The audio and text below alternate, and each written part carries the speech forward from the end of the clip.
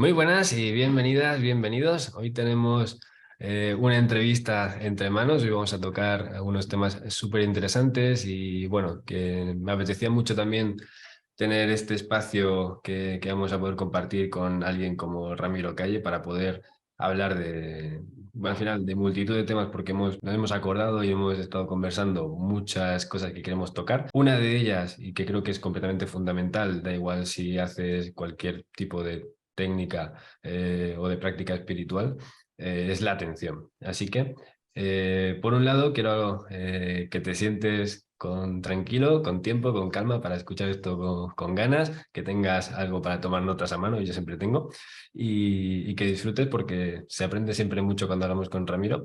Y por otro, bienvenido Ramiro, muchísimas gracias por Hola. darnos este ratito otra vez. Y bueno, hoy vamos a tocar un tema que es súper potente, me lo has propuesto tú, y es el tema de la atención. Y creo que más básico que esto hay pocas cosas. Así que, pues por un lado eso, gracias. Y si quieres, cuéntanos un poquito por qué crees que es tan interesante darle prioridad y hablar ahora de esto bueno, para poder tener esta información, esta comunicación aquí sobre la atención. Pues Ariel, porque tú sabes que cuando algo se pone de moda, tiene un lado ventajoso, que muchas más personas pueden conocerlo, pueden explorarlo, pueden indagarlo y practicar. Pero tiene un lado muy desventajoso, muy perjudicial.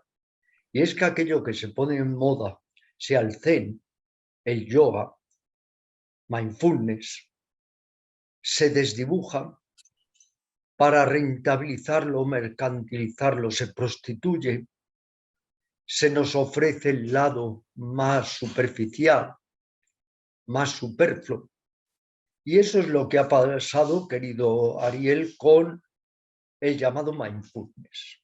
Que para empezar, ¿por qué tuvimos que adquirir o hacer nuestro este vocablo en lugar de hablar de la atención plena, de la atención completa, de la atención consciente? Pues ya ahí, desde luego, cometimos un error. Pero es que hoy en día tú sabes que el mindfulness está por todos lados, que hay muchas academias o centros de mindfulness, que hay personas que sin prácticamente preparación se dedican a dar clases de mindfulness. ¿Por qué? Porque, Ariel, el problema es que se nos ha vendido aquello de que basta con estar atento. Y todo es decirnos atención, atención, atención. Y ahí viene, de alguna manera, el subterfugio, el enmascaramiento para filtrar una serie de enseñanzas que en realidad nada tienen que ver con el verdadero mindfulness o camino de la atención, como se entendía en su origen, ya sea por Buda, Mahavira o los más grandes yogis.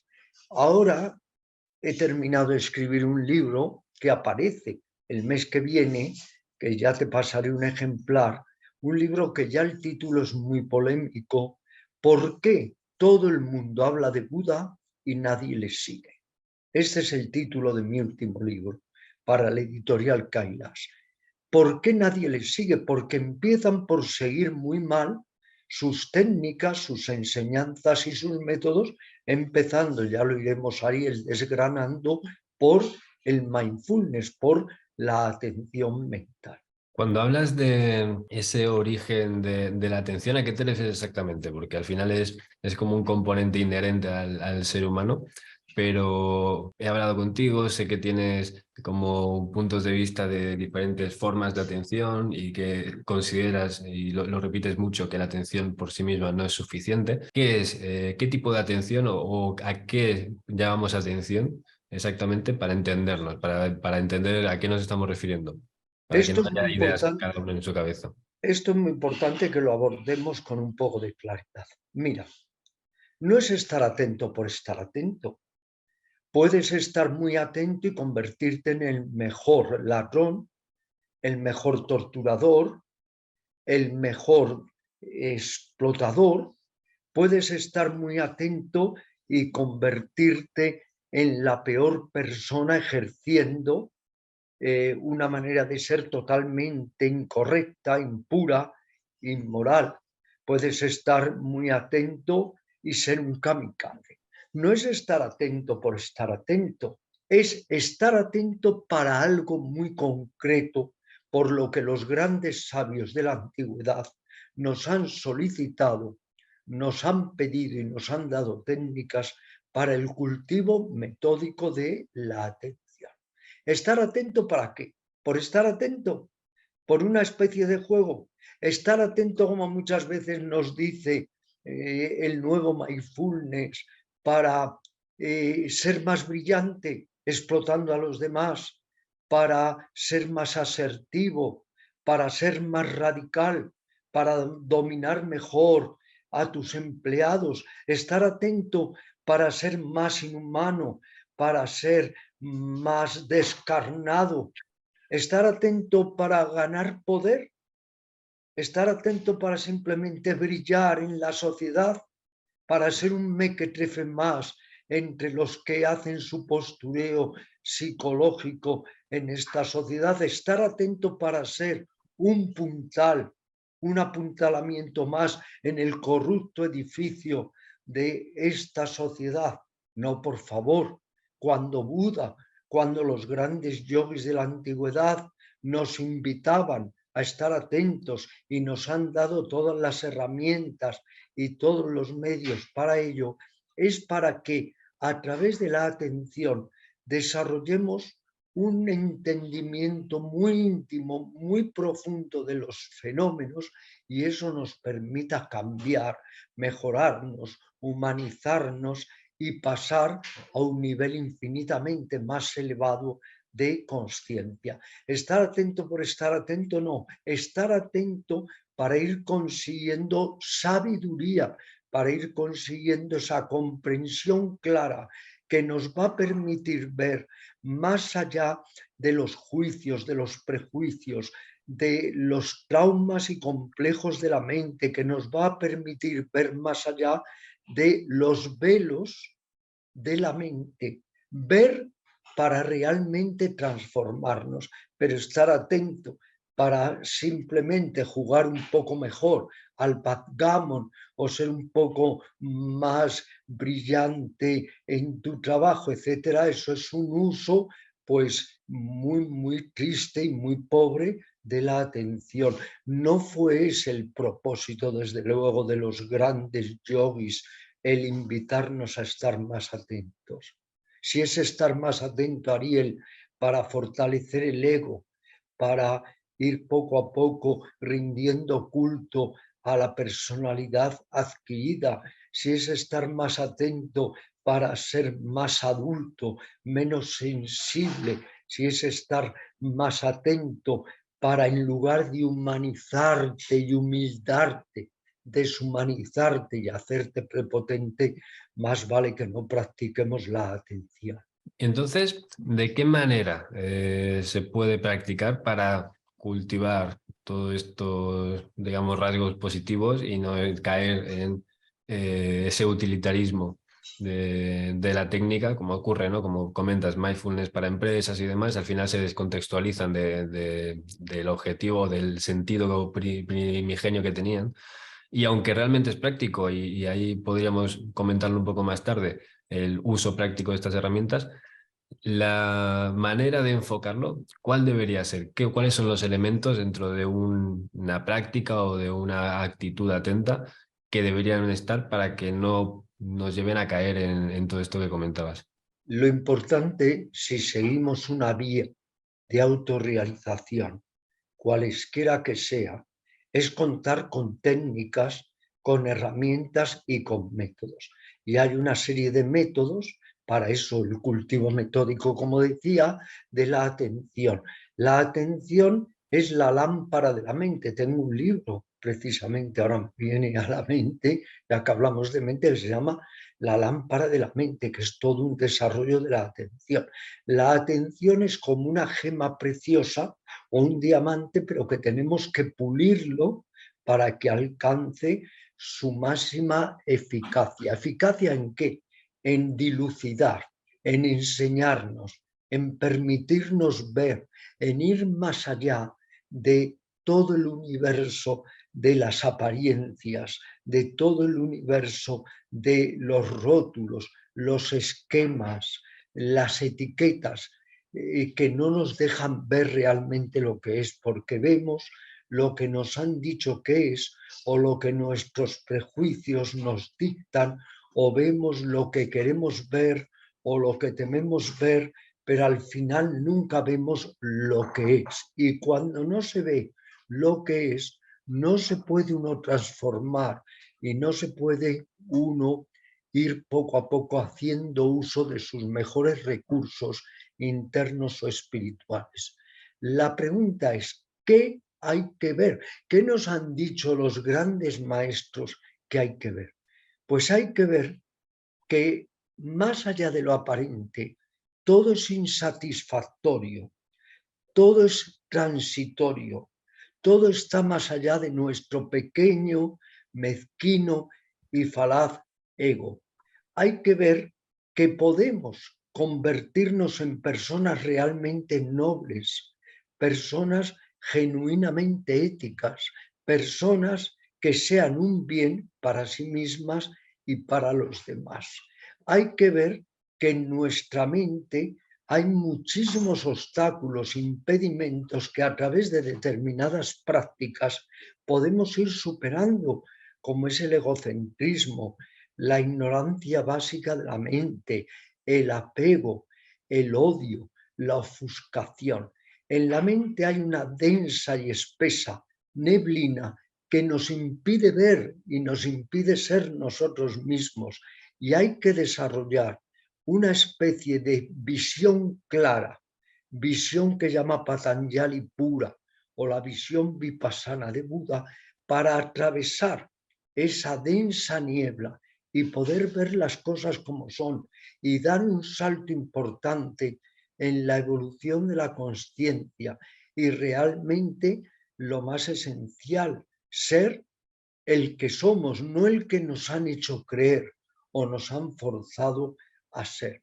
Pero ¿de qué sirve que tú estés extraordinariamente atento si esa poderosa energía de la atención, en lugar de para desarrollar luz, la utilizas para acumular oscuridad e ignorancia? ¿De qué sirve estar muy atento si en lugar de ir más allá de la densa burocracia del ego, lo que haces es fortalecer más y más tu ego? ¿De qué sirve estar muy atento si en lugar de embellecerte interiormente, de ser más bondadoso y compasivo, te haces cada vez más deshumanizado e interiormente masacre? Luego hay que saber enfocar esa fuerza muy poderosa que es la atención. Y para ello hablaremos ahora. Tenemos los métodos tradicionales, nadie ha inventado nada nuevo, son métodos que vienen dados desde hace 5.000 o 6.000 años. ¿Y cuáles serían estos métodos o qué tienen en común todos estos métodos para que nos ayuden a enfocar la atención de una manera constructiva y no de una manera negativa, por decirlo así? Porque igual que estás comentando, podemos caer en utilizar la atención en un foco para alimentar el ego y para alimentar todas estas cuestiones más impuras, por decirlo así. Entonces, si la atención es necesaria para ese discernimiento, para ver eso que hay que ver, ¿no? Para darte cuenta de las cosas, pero podemos utilizarla mal. ¿Cuál es la manera de utilizarla bien? ¿Qué tienen en común Y esos métodos para poder tenemos entenderlos? que aunar, unificar lo que se ha venido a llamar la triple disciplina. Ajá. Disciplina ética, la virtud, no la moralidad falsa que cambia con las épocas y los gobiernos. No, la disciplina ética. Si tú quieres ser favorecido, favorece a los demás. Si no quieres que te dañen, no dañes a ninguna criatura. Esa sería la base, disciplina ética. Luego, disciplina mental y emocional.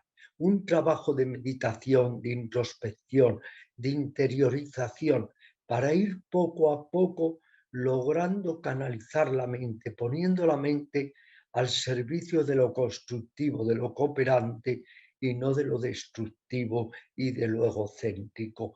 Y por último, la disciplina de desarrollo de la sabiduría, de eliminar la ofuscación de la mente para poder empezar a ver las cosas como son y proceder en consecuencia. Nadie en la senda espiritual puede saltarse esta triple disciplina, porque si no, el entrenamiento queda totalmente cojo. A ello hay que añadir la sabia instrumentalización del discernimiento. Discernir es ver, es distinguir y es proceder en consecuencia, u otra manera de optar, que es no optar. Discernir que para algo tenemos esa preciosa función de la mente que es el discernimiento. Asimismo, poner nuestra energía en lo que es hermoso, en los estados mentales y emocionales que nos acercan a nosotros mismos y a los demás, que son como preciosas orquídeas que hay que cultivar y no estar siempre poniendo el pensamiento en el odio, en la avidez, en los celos, en el rencor, porque parece increíble, Ariel, y qué gran paradoja o contrasentido, que la gente maquilla, sea mucho su cuerpo, pero luego tiene una mente que es un verdadero basurero. O ves a una persona esmerándose en limpiar su automóvil y luego jamás limpia sus sentimientos y sus emociones. Todo ello es lo que se llama el trabajo interior. El trabajo interior es una estrategia que nos viene dada desde tiempos inmemoriales para que un ser humano no tenga que resignarse a su propia imbecilidad o a su propia ignorancia, sino que podamos crecer, podamos ir más allá de la conciencia ordinaria, podamos darle un significado, un propósito, un sentido a nuestras vidas. Y la atención no es todo como se nos ha presentado. La atención no es una panacea. La atención es un medio. Si estoy atento, Ariel, cuando haga las posturas de yoga, las haré mejor y en mayor profundidad y trataré así también de obtener recursos internos que pasan desapercibidos. Si estoy atento al hacer el pranayama, estaré no solamente beneficiándome del pranayama fisiológicamente, sino también mental y psicológicamente.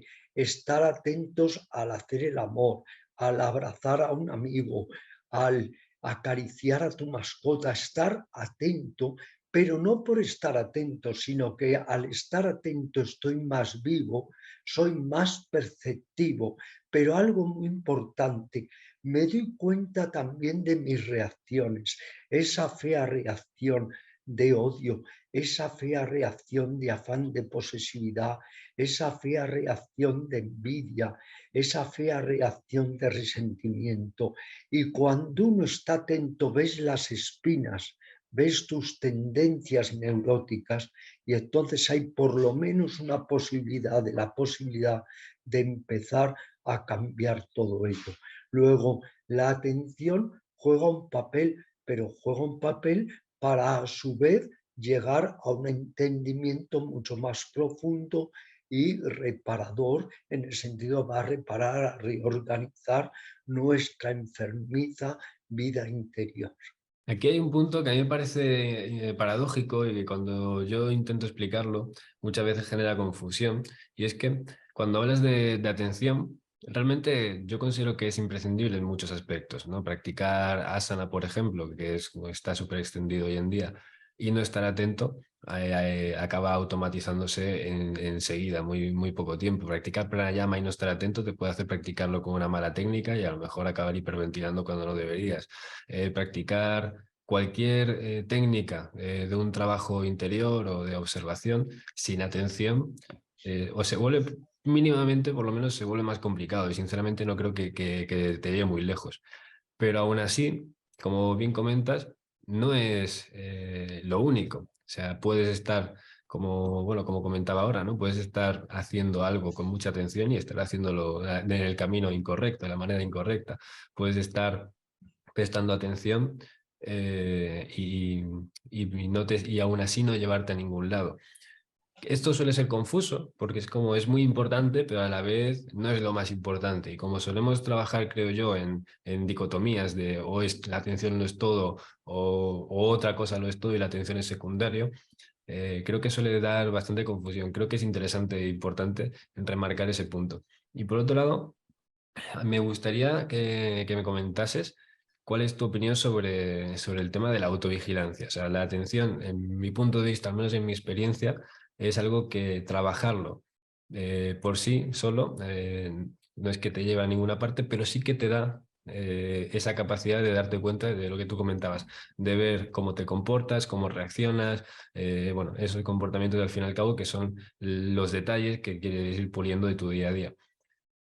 Sí, La atención y la autovigilancia y ese estar más atento a lo que quieres cambiar de ti o de ser consciente de qué sería algo interesante a cambiar, ¿cómo lo relacionas tú? ¿O qué importancia le primero, das? sí, primero hay que decir qué es la atención.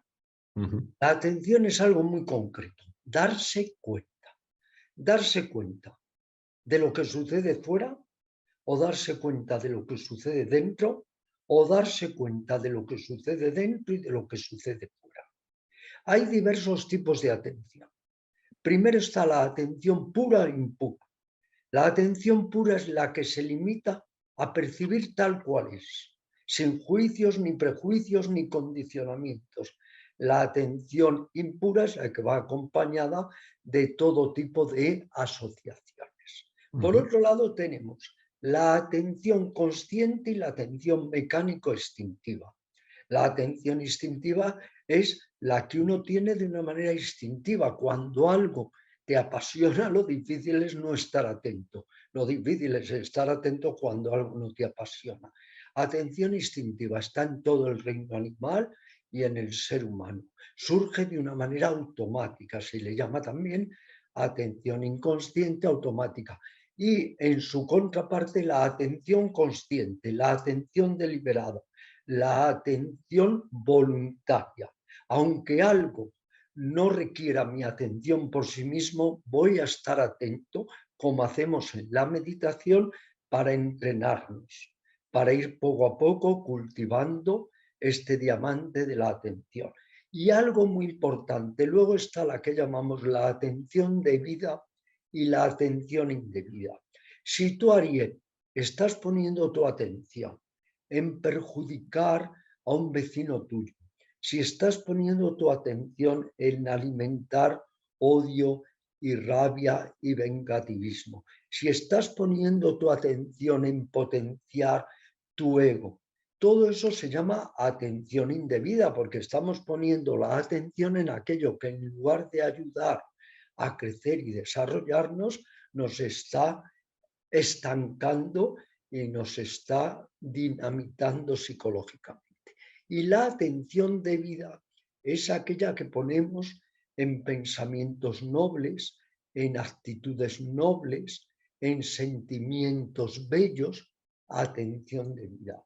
Hay que manejarse siempre cuando hacemos el trabajo interior, con la atención consciente, la atención voluntaria deliberada, la atención debida y una atención que sea una preciosa herramienta para ir poco a poco ensanchando, ampliando la conciencia y unificando la mente.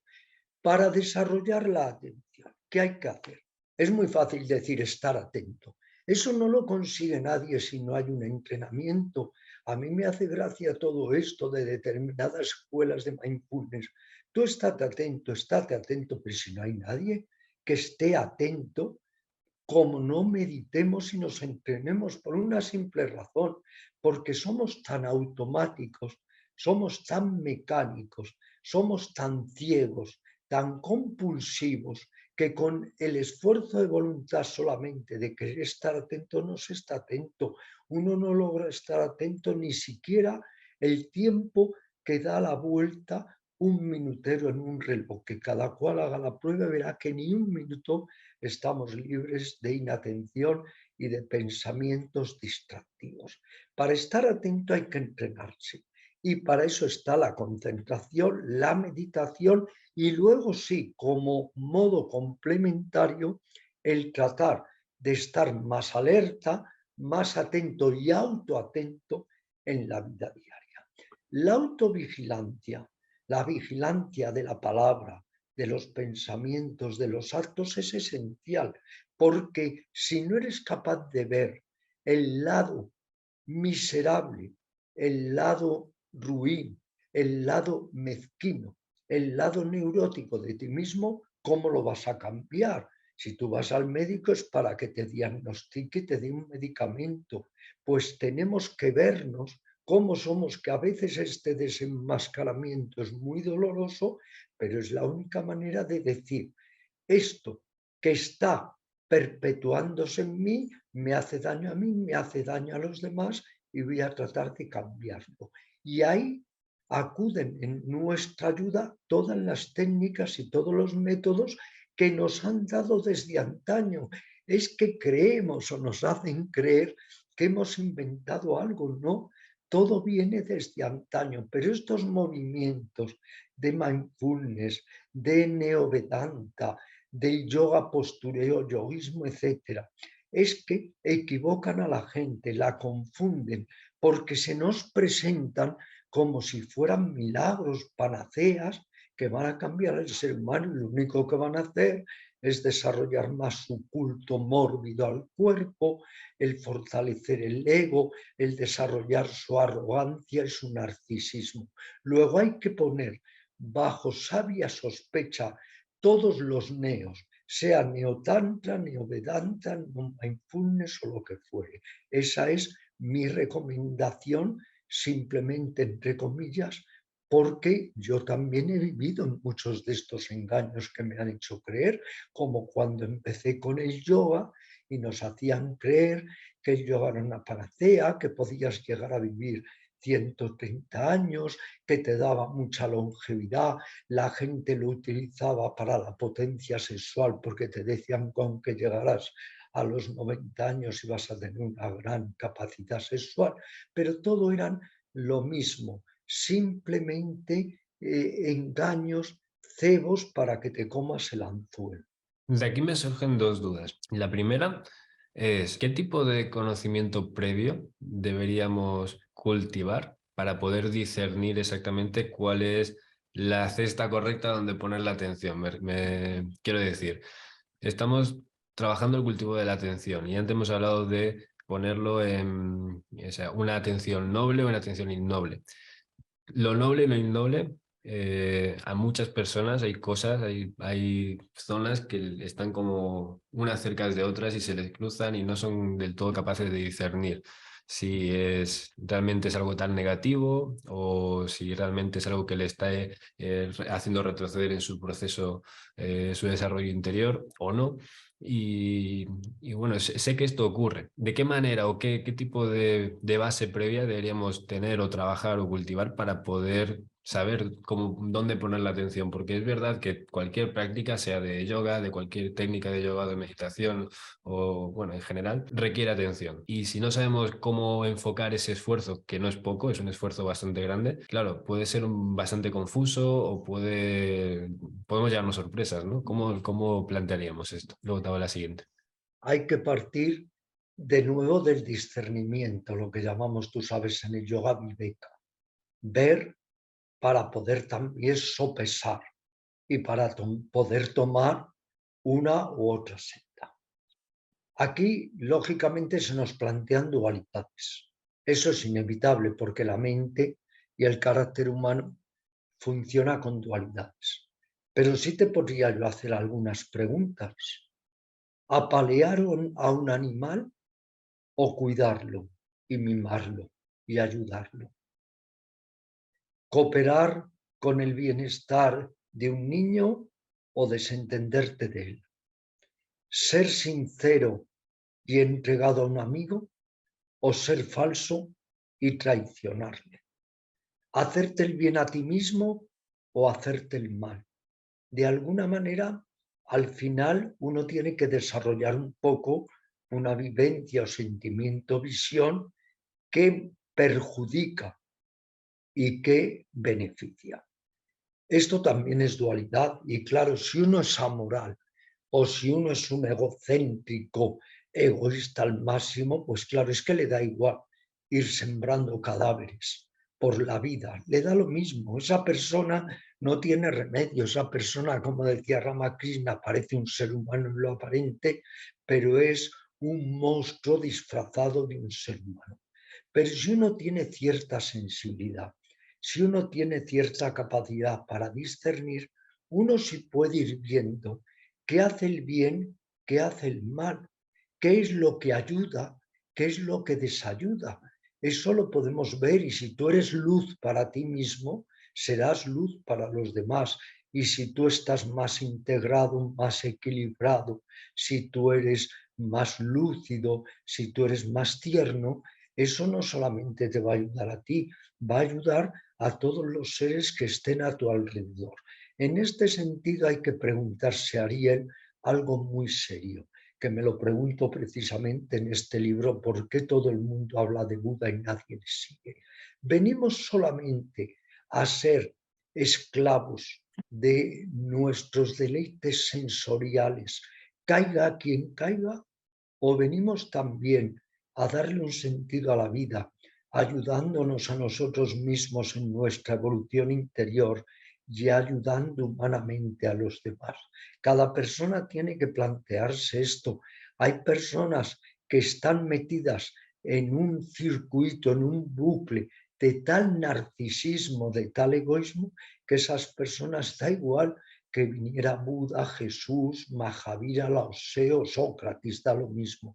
Pero personas que tienen cierto grado de sensibilidad pueden ir poco a poco aprovechando la vida, no solamente para beneficiarse a ellas mismas, sino para compartir y ayudar a los demás. Y la sabiduría al final no es solo sabiduría de aquí, es sabiduría de aquí, es sabiduría del corazón, seguir el camino de la compasión y el camino de ayudar un poco a las personas que nos rodean. Con esto se me viene a la mente lo que ocurre mucho con la práctica de posturas, de yoga, el yoga más moderno y versus lo que realmente pretende el yoga, ¿no? Que muchas veces se descafeína demasiado. Una persona que pueda tener estas miras por los demás y que haya practicado, por ejemplo, algo de mindfulness muy descontextualizado, pero que le haya servido bastante y a partir de ahí a lo mejor ha ido profundizando y entendiendo mejor qué consiste el Vipassana, por ejemplo, profundizando en algo más,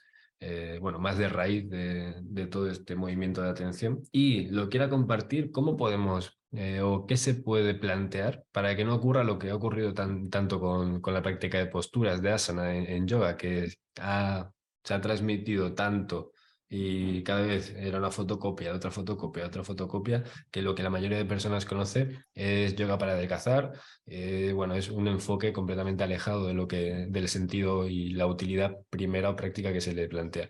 ¿Qué se puede, no sé, qué se puede plantear? Ni siquiera te pregunto qué se puede hacer, sino cómo te planteas tú esta situación. Porque hay una muy buena intención por un lado, pero la consecuencia no deja de ser la misma. Porque es importante saber con alguna lucidez qué propósito tenemos al ejecutar una técnica, una disciplina.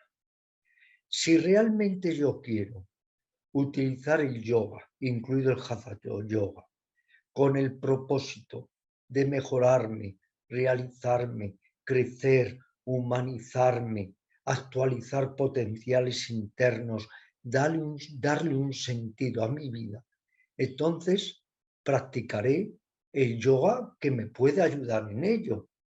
No me voy a dedicar solo a hacer posturas o a ser flexible porque a poca inteligencia que tenga, sé que eso no me va a transformar. Ahora bien, si yo lo que quiero es fortalecer mis glúteos, es sudar, es adelgazar, entonces voy a hacer ejercicio y me da igual, ni siquiera me voy a informar si ese ejercicio le llaman yoga o si ese ejercicio le llaman de otra forma, porque me da lo mismo. Yo lo que pretendo es solamente fortalecer los glúteos, adelgazar y sudar. Entonces, depende, querido Ariel, de cuál es nuestro propósito. Tengo un propósito de autodesarrollo, de crecimiento, quiero explorar mi consciencia a través del cuerpo, quiero utilizar la corporidad también como herramienta de autodesarrollo o no, yo solo quiero estar fuerte, ser flexible. Pues entonces es que me da igual si lo que tú me ofreces, Ariel, es hacer pesas o hacer footing o lo que sea. Y como nos han dicho y nos han hecho ver que el yoga está de moda y se ha vendido como un método excelente para ser más fuerte, para estar más sano, para estar más potente sexualmente, etcétera, pues la gente hace aquello que le han dicho que es yoga y ni siquiera se molesta en decir, bueno, lo que estoy haciendo se puede llamar yoga o no es yoga. Ni se molesta porque les da lo mismo, indudablemente, como si tú te enseñan una forma de meditación espuria que no es meditación, pero si a ti te placen lo que quieres, que es, por ejemplo, mentalizar que están volando elefantes y con eso te es suficiente, pues ya no buscas otras formas de meditación. Luego yo diría que igual que se dice que la madre hacia el hijo y el hijo hacia la madre, que el maestro hacia el discípulo y el discípulo hacia el maestro, cada persona elige al final la técnica que necesitas. Si lo único que quieres es robustecer tu ego, es ser un insoportable narcisista y es tener unos glúteos muy marcados, pues muy bien, haz hatha yoga, pero adulterado. Ahora, si lo que quieres es desarrollarte, aprovechar tus energías, obtener otra manera de vivir tu corporidad y tu mente, haz verdadero hatha yoga. Lo mismo pasa con el mindfulness o vipassana o con tantas otras disciplinas. Fíjate hoy en día en lo que se ha convertido el zen. En mi juventud el zen era una explosión de confianza en la mente nueva, en la mente inteligente y penetrativa. Y ahora el zen, ¿qué es? Decoración zen, muebles zen, o sea, es que todo se va poco a poco degradando, pero el consumidor, entre comillas, es el culpable, es el responsable, porque claro, si no exigimos más, pues indudablemente nos contentamos con aquello que nos dan. Y en este punto entiendo que entonces estarás de acuerdo. Tú Sí. eres muy joven, pero en mi época, perdona que te corte, querido Ariel, en mi época hubo un adagio muy interesante a este propósito. Era un adagio japonés y decía, a cada gusano su gusto, los hay que prefieren las ortigas. Creo que ahí está la respuesta. Los hay que prefieren las ortigas. Si no pides más, si tú no pides excelencia un poco en las técnicas tradicionales del autodesarrollo, pues te contentarás con lo mínimo y ni lo pondrás a prueba, ni lo contrastarás, ni lo estudiarás, ni lo indagarás. Luego depende también de tus ideales espirituales, de tus motivaciones en el autodesarrollo. Entiendo entonces que, igual que ya hemos hablado en otras entrevistas antes sobre llamar yoga a lo que, bueno, al final no tiene que ver con yoga, salvo las posturas quizá, y, y con esto difundir esa idea equivocada, ¿no? Y que se extienda. Puede ser el problema de base. Si esto en mindfulness, en tipos de meditación, meditaciones guiadas que hay hoy en día, que realmente se alejan mucho de todo este trabajo de la atención que estamos comentando, si se le llamase de otra manera, ¿crees que tendría más sentido y que podríamos, por lo menos, preservar este origen? Porque ahora lo podremos comentar, pero la realidad es que el trabajo sobre la atención es complejo y es bastante esforzado. Es una de esas cosas a las que no llegas si no tienes bastante interés. Si encima luego también hay esa capa de confusión en la que se habla de atención, de mindfulness y es como como bastante nublado y bastante mezclado, pues claro, acaba siendo más difícil para quien lo quiere encontrar. ¿Crees que simplemente el hecho de cambiar la manera en la que lo podemos llamar y comunicar ayudaría? ¿O no sería suficiente? ¿Cómo lo ves? Mira, hay un amigo mío, profesor de yoga, Gustavo Plaza, que él ya hace muchos años dijo en una conferencia, en un congreso que estábamos dando en Guayaquil hace 12 años, dijo esto, dijo, hay yoga y hay salsa, pero lo que no hay es salsa yoga.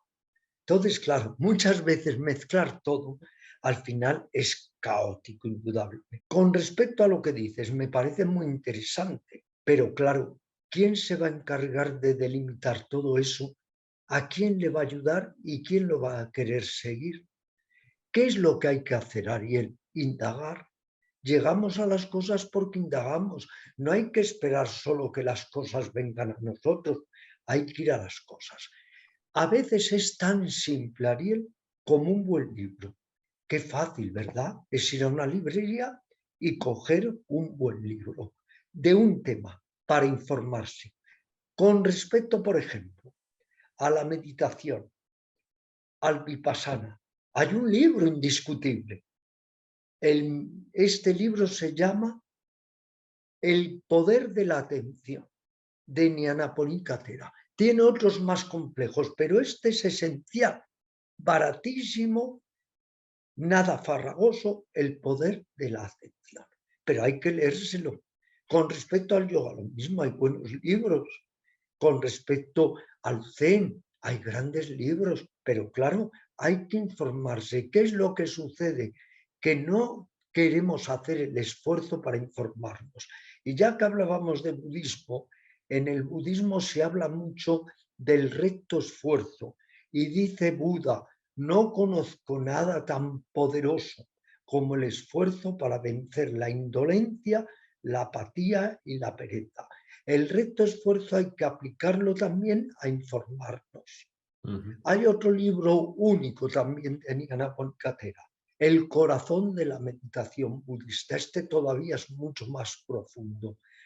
Pero claro, hay que informarse de todo. Si tú quieres un buen libro de Tantra, no te vas a un libro de estos de Tantra, que no es Tantra, que es lo que llaman yoga sexual, que tampoco es yoga sexual, y así sucesivamente. ¿Qué es lo que hemos perdido? Hemos perdido el poder indagatorio, hemos perdido esa capacidad para explorar en un libro, con un amigo, en una conversación. Es más fácil ser una máquina, es más fácil seguirlo todo de una manera mecánica y ciega. Diferencias entre Oye, atención y Ariel, te voy concentración. a cortar y te voy a decir una cosa. Dime. Tienes razón que el camino de la atención tiene sus dificultades, pero lo prefiero al camino de las matemáticas. Se me da mucho mejor la atención que las matemáticas o que la alta filosofía. Te quiero decir con esto que, mira, la gente en el centro yoga nunca me pregunta, Ramiro, ¿cuántas horas puedo practicar de meditación, de hatha? No, lo que me preguntan es muchas veces, Ramiro, ¿con media hora bastaría? ¿Con cuánto es suficiente? Con 20 minutos? Es curioso. Y sin embargo, en el centro yoga en Sadak tenemos gente, violinista, pianista, etcétera, que practican 6, 8 horas diarias y ¿sabes lo que dicen? Que así no van a llegar a nada. Pero luego, claro, cuando nos dedicamos al mundo del espíritu, queremos meditaciones guiadas y muy fáciles. Queremos meditaciones instantáneas que duren 10 minutos. Queremos hacer la recitación del OM un par de veces y que ya nos ayude cuando un verdadero yogi se está 12 horas recitando el OM. O sea, que también esto se debe a que nos han hecho creer que podemos obtener los máximos resultados espirituales con el mínimo esfuerzo. Somos unos holgazanes del espíritu, que esperamos mucho la transformación, el nirvana, el samadhi, pero sin hacer ningún esfuerzo. Sí, Por eso se ha puesto de moda, y tú sabes que ese es uno de los más grandes engaños que utilizan todos los mercenarios espirituales, la iluminación instantánea sin hacer nada, lo del neovedanta. Tú ya estás iluminado, tú ya eres la conciencia, tú ya eres Dios, ¿qué va? Nada de meditar, etcétera. ¿Pero por qué? Porque eso es lo que quiere la gente. Si tú, por ejemplo, mañana ofreces drogas, te vendrán alumnos que quieran drogas y tú serás su gran maestro. Si tú ofreces desenfreno en la gula, en la comida, te vendrán muchos alumnos que lo que quieren es que les recomiendes eso, porque de alguna manera no queremos hacer el esfuerzo de autoconversión y de autodesarrollo. En suma, queremos seguir siendo lo que somos, como animales, primates, en muchas peores condiciones que el gorila o que el chimpancé, en esto, mucho menos morales. yo en esto estoy completamente de acuerdo en que por lo general todo el mundo entiende, y esto, bueno, llegando al terreno del yoga en concreto, yo lo veo un montón. Todo el mundo entiende que hace falta estudiar, hace falta practicar muchas horas para hacer posturas y hacerlas de forma segura y entenderlas y progresar y avanzar y ser más flexibles y más fuertes. Eso lo entiende todo el mundo. O sea, la gente sabe que con 20 minutos no vas a conseguir lo mismo que con 200 minutos. Pero pasa exactamente como comentas. Cuando ya se habla de meditar, todo el mundo pregunta cuál es el mínimo con el que puedes conseguir algo y cuánto tiempo tardas. ¿Y se puede hacer dos o tres veces por semana? ¿Podemos descansar los fines de semana? Esta pregunta me la hacen un montón, la de ¿puedo descansar el fin de semana? Y por lo general creo que es problemático entenderlo de esa manera. Sobre todo porque no pasa nada porque alguien falle o estés un día de viaje y no tengas o no saques el rato para hacer una rutina exactamente igual. Ya, tengo una moto por aquí, no sé si se escucha.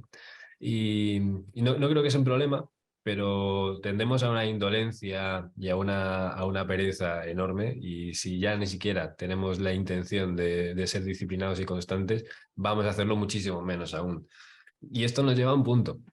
Y nos lleva al punto de que estamos queriendo conseguir un desarrollo sin poner esfuerzo.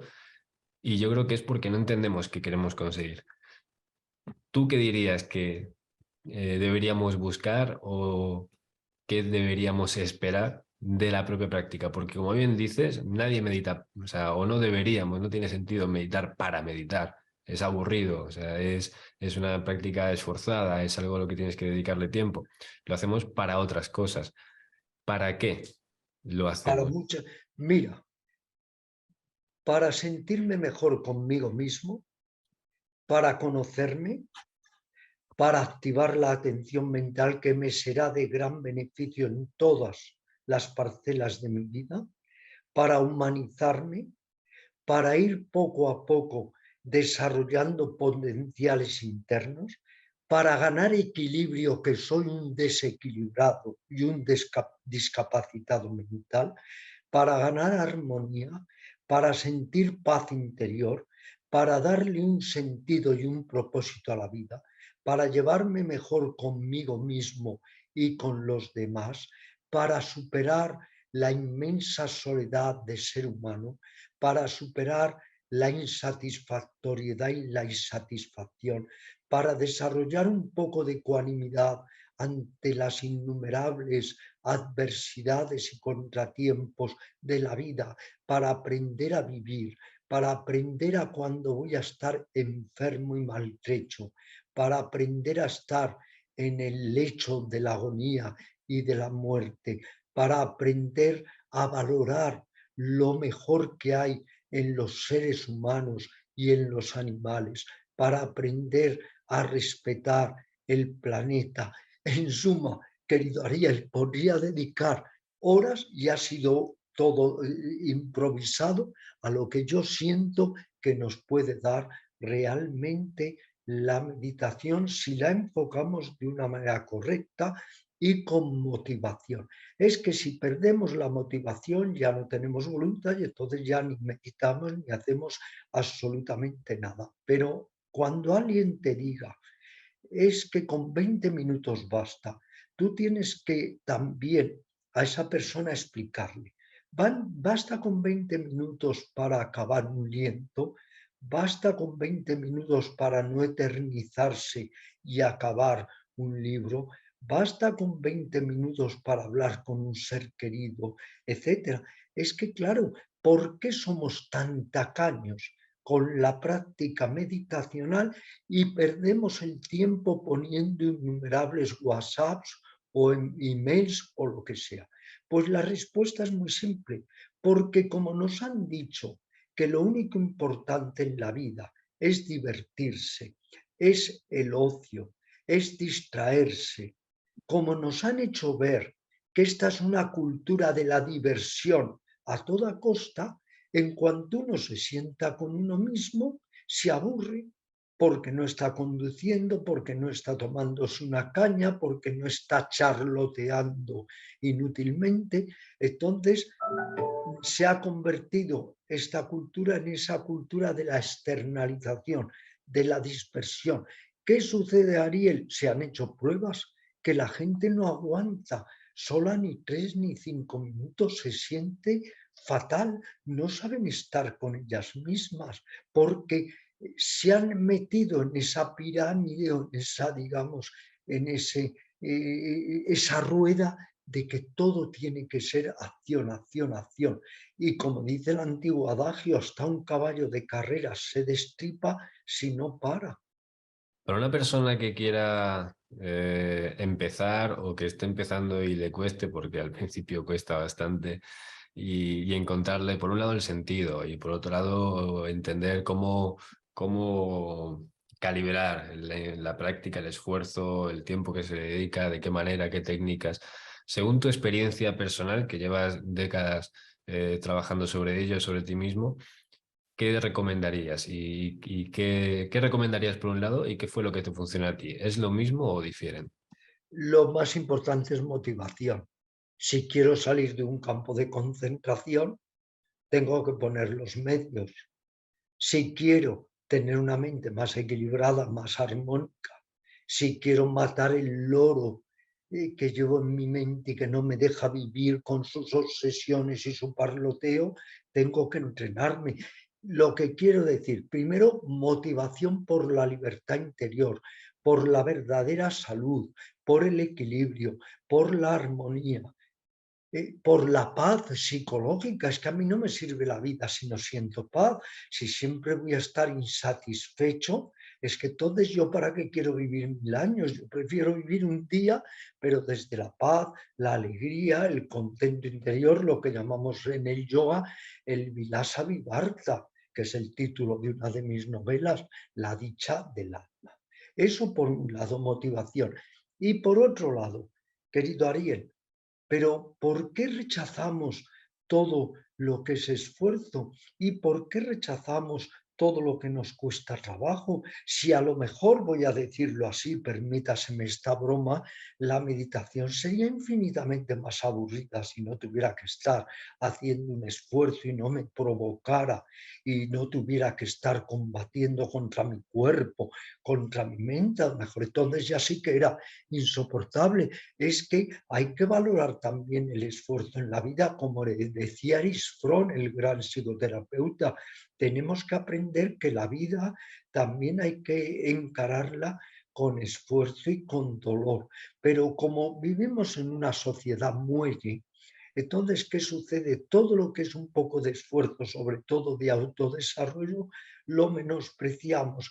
¿Qué es lo fácil? Lo fácil es meterte en una tasca, que está muy bien, no lo critico, pero eso es lo fácil, meterte en una tasca 8 o 10 horas a parlotear del humano, lo divino, tomando caña tras caña y ya está. Y así 40 años, 50 años, hasta que de repente un día la vida se acabó. Esta especie de medio fastidio que es la vida para la mayoría de las personas se acabó. ¿Por qué digo medio fastidio? Digo, porque no hay plenitud, no hay verdadera dicha interior. Esta es una sociedad cansada. Si vas por la calle vas viendo a la gente y va automatizada. Todo el mundo está como robotizado. La mayoría de la gente hemos perdido la ilusión, el entusiasmo, la vitalidad, el prana. Hemos perdido el que el color sea color, el sonido sea sonido, el abrazo a un ser querido. Eso es muy importante. Entonces, claro, se ha perdido la plenitud.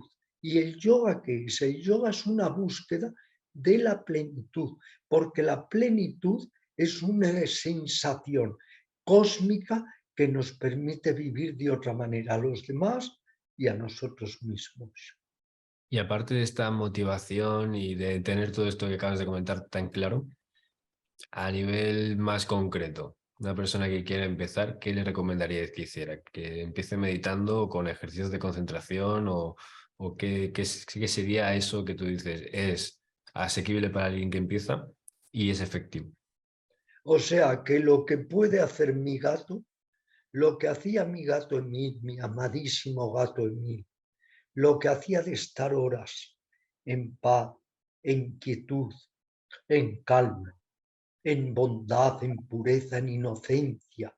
Lo que él hacía no lo podemos hacer los llamados seres humanos. No me extraña que se haya dicho que si la raza humana y la gatuna se cruzaran, perdería mucho la gatuna y ganaría mucho la humana.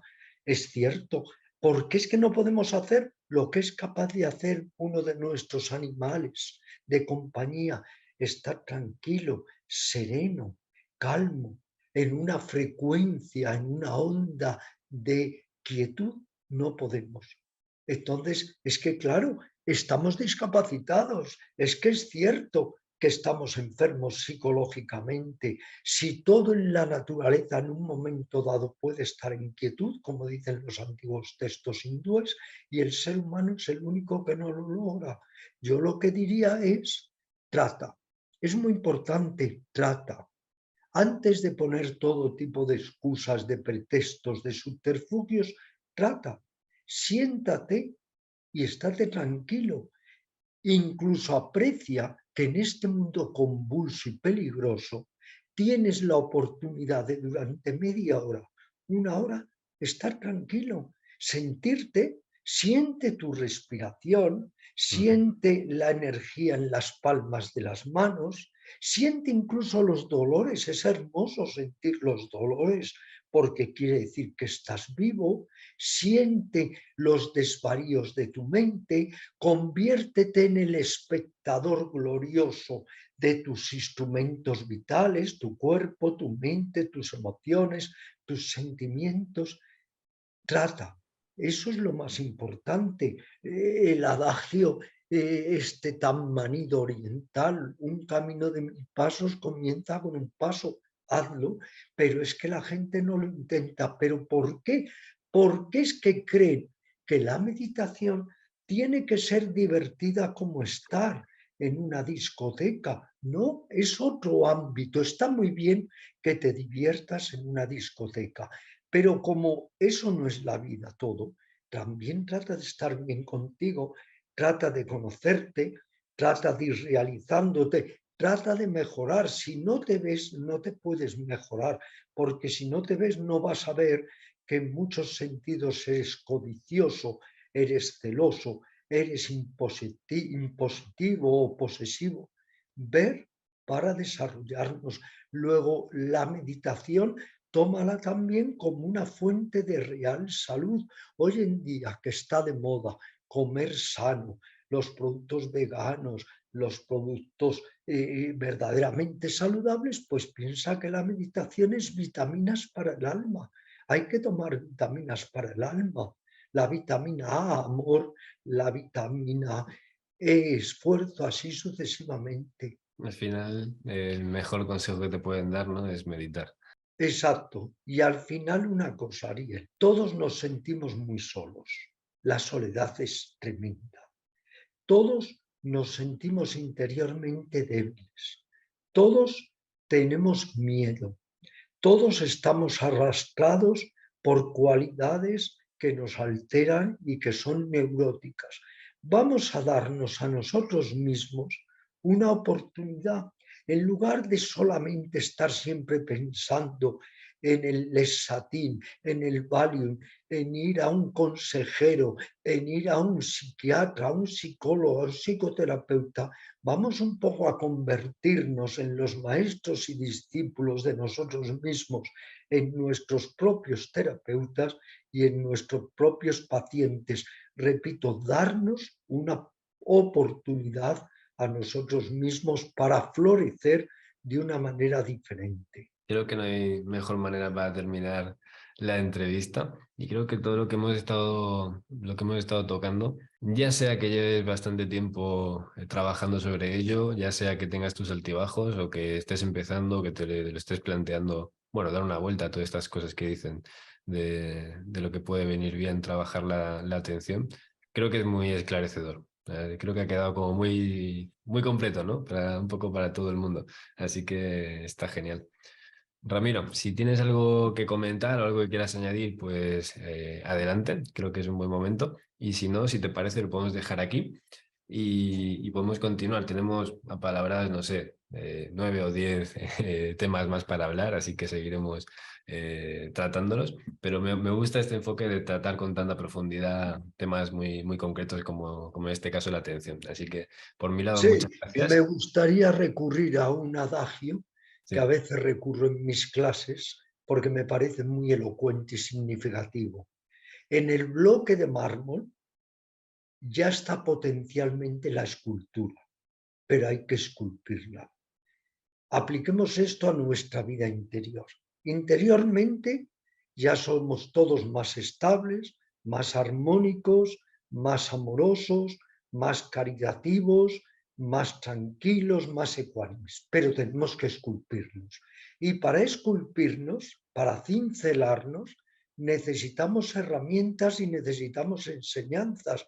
Y eso es lo que llamamos los caminos tradicionales de Oriente y de Occidente, medios para poder ir poco a poco emprendiendo la que yo creo que es la más apasionante al final de las aventuras, que es el conocerse y realizarse a uno mismo. Maravilloso. Además, creo que es súper gráfico la metáfora. Así que, Ramiro, muchísimas gracias Muchas gracias a por ti. este ratito. Muchísimas gracias por todo lo que nos has Muchas enseñado. gracias a ti porque todo lo que se haga por difundir un poco lo que es la verdadera enseñanza, yo diría, aprender a separar la joyería de la bisutería, todo eso yo creo que es esencial, sobre todo hoy en día que todo está tan confundido en estos temas y en estas directrices. Y es bonito porque además me voy dando cuenta de que funciona, de que cala y bueno, está bonito poder ir Y teniendo esta además visión y compartiéndola con más personas. te diré más, es divertido también. Ya que nos gusta tanto la diversión y el entretenimiento, es que si sabes verle el ángulo realmente productivo espiritualmente a todo ello, llega a ser apasionante, apasionante el conocerse, el conocer a los demás, el saltar las barreras del ego para que haya otro tipo de comunicación más auténtica, más amorosa, incluso el bregar con uno mismo, el sufrir en la meditación, también es muy interesante porque nos enseña cómo vamos nosotros a sacar recursos para poder superar esos momentos de aburrimiento e incluso de dolor físico a veces. Tal cual, sí, sí. Además, muchas personas se lo podrán tomar como un reto y es un reto bastante positivo.